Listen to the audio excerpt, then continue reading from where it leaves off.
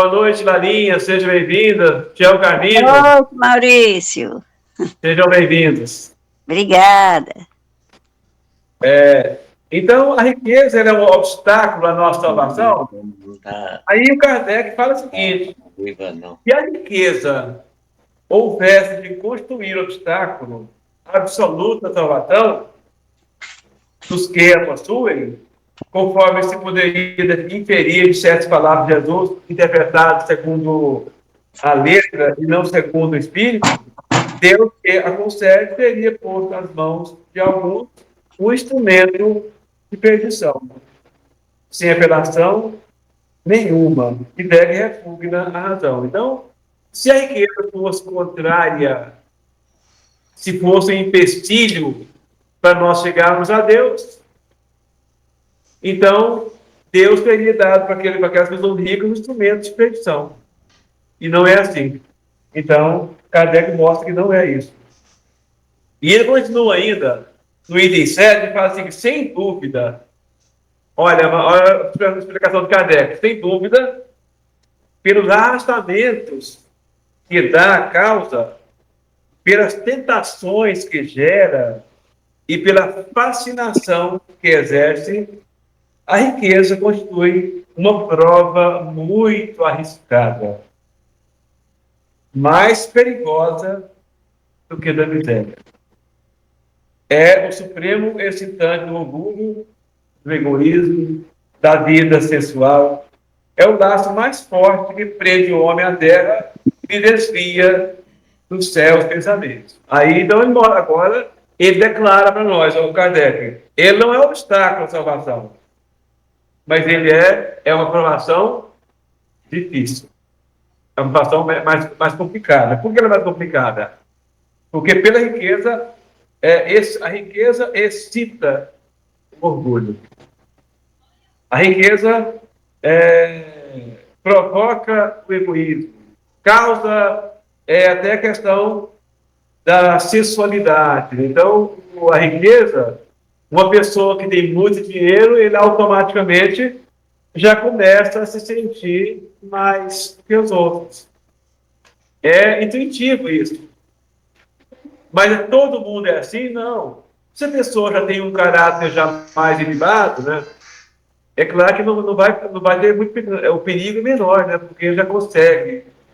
Mas, por exemplo, um de nós, por exemplo, Maurício, se eu ganhasse hoje os 50 milhões na Mega Sena, por exemplo, será que eu iria continuar na atividade qual eu estou? Pode ser que não. Porque aí eu ia ter que muitos compromissos. Aí eu tenho que sair, olha, hoje não posso, porque eu tenho que... Estou comprando uma empresa fora daqui, eu tenho que ir atrás disso aí. Aí eu comprei tal coisa em tal lugar, eu tenho que cuidar. E assim por diante, aí acaba levando isso, aí acaba surgindo descaso para o trabalho. Então acontece muito. É certeza que vai acontecer isso? Não. Se nós formos fortes, não. O que fala? Que ela é um excitante ao orgulho, ao egoísmo, à vida sensual. Ela é um excitante. Não significa que nós vamos perder por isso. Mas que ela é perigosa. A prova é difícil. Agora, é Deus que impõe a nós as provas da riqueza e da miséria ou doença? Então, as provas da miséria, é Deus que mandou para nós? A da riqueza, é Deus que mandou para nós? A questão 258 explica isso. Kardec pergunta, quando na erraticidade, o que é erraticidade? Erraticidade é aquele período que nós estamos encarnados, aguardando outra encarnação, certo? Erraticidade é o período que nós estamos desencarnados, aguardando uma nova encarnação. Por exemplo, se eu desencarnar hoje, amanhã eu estou na erraticidade, o período meu de desencarnado. E depois eu vou ter que ter outra nova encarnação. Então, nesse período da erraticidade, antes de começar nova existência corporal, tem um espírito de consciência e previsão do que lhe sucederá no curso da vida terrena, ou seja, então quando nós estamos lá, antes do reencarne, ou seja, depois do nosso desencarne e antes do novo reencarne, nós temos consciência do que vai acontecer com a gente na vida de reencarnado. Aí, a resposta do Espírito, ele próprio escolhe os termos de provas porque há de passar, e nisso consiste o seu livre-arbítrio. Então, ele fala que claro que deve saber, né? Porque quem escolhe a aprovação? Somos nós. Então, a gente que está passando por dificuldade financeira, não vamos reclamar não, porque nós mesmos escolhemos. Nós mesmos que pedimos. Tá, Francisca? Sônia? As vidas difíceis nós passamos, que nós escolhemos lá no plano espiritual. Fala, eu quero passar uma vida difícil. E vem na vida difícil. E quando é de riqueza também. Está rico, veio numa situação financeira rica, mas quem pediu essa vida, mais situação financeira boa? O próprio Espírito pediu. Aí, a questão lá da 258 fala o seguinte: não é Deus, então, que lhe impõe as tribulações da vida como castigo? Então, a pergunta esclareceu melhor ainda a pergunta. Então, não é Deus que impõe as tribulações como castigo, ou seja, os sofrimentos como castigo? Resposta do Espírito: nada ocorre sem a permissão de Deus. Porquanto foi Deus que estabeleceu todas as leis que regem o universo. E de agora perguntar por que decretou ele esta lei e não aquela, dando ao Espírito liberdade de escolher. Deus lhe deixa a inteira responsabilidade de seus atos e das consequências que estes tiverem. Ou seja, então Deus não impõe a pena de castigo, nosso sofrimento como castigo, não. Nós que escolhemos. E se nós escolhemos, Deus nos dá toda a responsabilidade. Olha, você escolheu, né? Escolheu a prova. Questão 814, também do Livro dos Espíritos, diz o seguinte, pergunta o seguinte: por que Deus a uns concedeu a riqueza e o poder e a outros a miséria? Por que Deus concede a riqueza para uns, o poder, e para outros a miséria? Aí a resposta, de novo, vai mostrar isso: para experimentá-los de modos diferentes. Além disso, como sabeis, essas provas foram escolhidas pelos próprios espíritos, que nelas, entretanto, sucumbem com frequência. Então, pergunta por que Deus nos dá a prova, né, da riqueza e poder para um e para outros da miséria. Aí ele fala que para experimentar, ou seja, Deus permite para nos experimentar de cada experiência. Mas aí ele repete para nós aqui que, na verdade, as provas são escolhidas por nós mesmos. Aí vocês podem perguntar, não existem as provações, as reencarnações como histórias? Aquela que a gente não escolheu e a gente vem? Sim, existe, né? Existem essas provações compulsórias, reencarnação compulsória. Mas isso significa para aqueles espíritos que não conseguem ainda escolher a sua reencarnação. No nosso nível, nós já sabemos escolher. Por isso, nós escolhemos, viu? Então, todos nós que estamos aqui, nós escolhemos as nossas reencarnações. Escolhemos o tipo de vida, o gênero de vida que nós temos aqui, se somos com vida difícil financeiramente, às vezes enfermidade, tudo foi escolhido por nós mesmos antes do reencarno. A 815 Qual das duas provas é mais terrível para o homem? A da desgraça ou a da fortuna? Desgraça quer dizer pobreza, tá? É a forma de falar.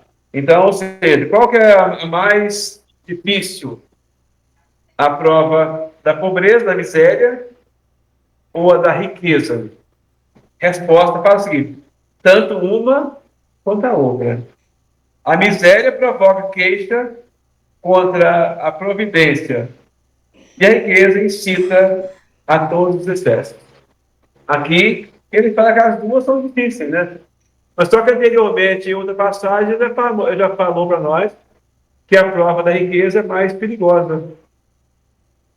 Então, é mais perigo pedir a prova no sentido de falhar, né? Esse sentido de falhar é mais perigoso a prova da riqueza do que da pobreza. Embora a pobreza é fácil também, né? Aí, a 816, Kardec pergunta: se o rico está mais sujeito a tentações, não possui também mais meios para fazer o bem? Então, o rico, ele é mais tentado, porque incita mais o orgulho, a inveja, o orgulho, o egoísmo, a vida sexual, por exemplo. Mas ele fala, mas também não possui também mais meios para fazer o bem? Resposta: é justamente o que nem sempre faz. Então, dificilmente uma pessoa consegue, vem para ser rico, até no sentido de ajudar os outros, mas na hora que vem, esquece e não faz o bem. Aí fala que é justamente porque suas necessidades aumentam com a sua fortuna. E ele nunca concluir bastante para si unicamente. Então, acho que sempre o rico, ele acha que está faltando alguma coisa ainda para ele. Tem um caso, uma historinha do Chico Xavier, que é importante a gente aconteceu com o Chico, né? Fala que um amigo, né, de Belo Horizonte, amigo do Chico, ele ia em Pedro Leopoldo para assistir às reuniões do Chico, no Centro Espírito Luiz Gonzaga. Aí um dia ele comentando com o Chico e fazendo: Chico, sempre que me é possível, eu assisto reuniões do Centro Espírita Luiz Gonzaga. Tenho rogado muito a Deus para eu ganhar na loteria, ganhar sorte grande na loteria. Aí ele percebeu que o Chico assustou, né, aquilo, achou muito estranho. Ele falou: não, Chico, se eu ganhar, eu darei ao centro 20 contos de réis. E na época, 20 contos de réis, eu estava fazendo aqui uma simulação, dá em torno de 70 mil reais de hoje. Era bastante. Então, dá em torno de 70 mil reais hoje.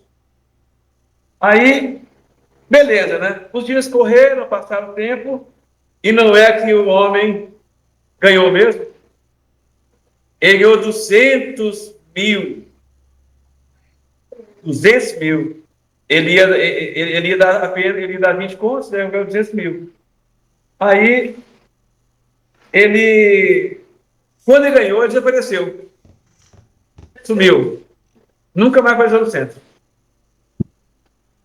Passado tempo, acho que o Chico ia a Belo Horizonte, às vezes, quando encontrava com ele fingia que nem viu o Chico. Ia embora, saía, não estava nem mais com o Chico. E ele mesmo se falava assim com ele mesmo: eu fui trouxa, nós somos trouxas, mas como é que eu fui fazer aquela proposta de dar dinheiro para o centro? E ele deu, né? Não tem que dar nada para ninguém. Mas passando os dias, o homem morreu. Passando os anos, né? Passaram alguns anos, acho que em torno de 15 anos que passaram, e o homem desencarnou. Aí, de repente, ele apareceu lá no centro espírita e incorporou no médium. Aí ele falou: Chico, eu tenho que pagar os 20 contos que eu devo no centro. Aí eu disse, não, meu irmão, agora o câmbio seu é outro, você já está na vida espiritual. E as suas coisas que você tem, a sua riqueza não é sua mais, já está na mão de outras pessoas. E ele ficou desesperado. Mas não, o dinheiro é meu, quem manda sou eu. Aí, não, você já desencarnou. Esquece das coisas materiais. E a equipe espiritual fez a doutrinação dele e levou, fez o encaminhamento. Aí mostra para nós que é difícil. Você faz uma proposta para ser rico, aí eu vou ajudar. Será que vai ajudar mesmo? Se a gente não ajuda sendo pobre, será que se ficar rico ajuda? Eu já vi muitas pessoas falando, eu quero ganhar porque eu quero auxiliar as pessoas pobres. Né? Então, eu quero auxiliar. Então, tem um caso também interessante da casca de banana, que fala que o homem, ele lá no plano espiritual mesmo, ele pediu que eu queria vir na Terra e cuidar de 2.000 crianças pobres. Ele planejou isso lá no mundo espiritual. Então, quando ele reencarnou, na sua reencarnação, os bons espíritos, né, começavam orientando, e as crianças. Aí ele foi abrir o jornal, via aquelas crianças pobres, e aí lembrou, sabe que eu tenho que fazer? Eu preciso de cuidar de 2.000 crianças. Mas como eu posso cuidar? Eu não tenho dinheiro. Aí começou, já sei. Aí rogou a Deus, Deus, me ajuda. Me dá condição financeira, porque eu vou ajudar. Eu vou cuidar de 2.000 crianças. Aí os espíritos ajudaram. Todo negócio que fazia, rendia dinheiro. Foi enriquecendo. Aí cada dia, na hora de a gente começar o trabalho, não, eu tenho que fazer isso ainda para o meu filho, para o meu genro, tenho que fazer com a minha família, e foi só enriquecendo, esqueceu. Passado já mais de idade, ele escorregou e caiu. Bateu o cérebro, bateu a cabeça no chão, e quase desencarnando, ele foi para o hospital. Aí lá ele orou a Deus, falou, me ajuda, meu Senhor. Eu quero cuidar das minhas crianças, eu quero cuidar, eu prometi isso. Aí o mentor espiritual chegou e falou, olha, meu irmão, você não tem mais tempo. O seu desencarne chegou. É o momento do seu desencarne, não dá mais. Então, acontece com a gente, muito é isso. A gente promete que vai ganhar dinheiro para ajudar, mas será que a gente vai mesmo? Então, é importante a gente fazer o bem, é com o que tem, né? E quem diz que fazer o bem também é só por dinheiro, né? O dinheiro é apenas uma das ferramentas. Então, o dinheiro é uma ferramenta para auxiliar? É. Mas é uma delas. Existem centenas de outras.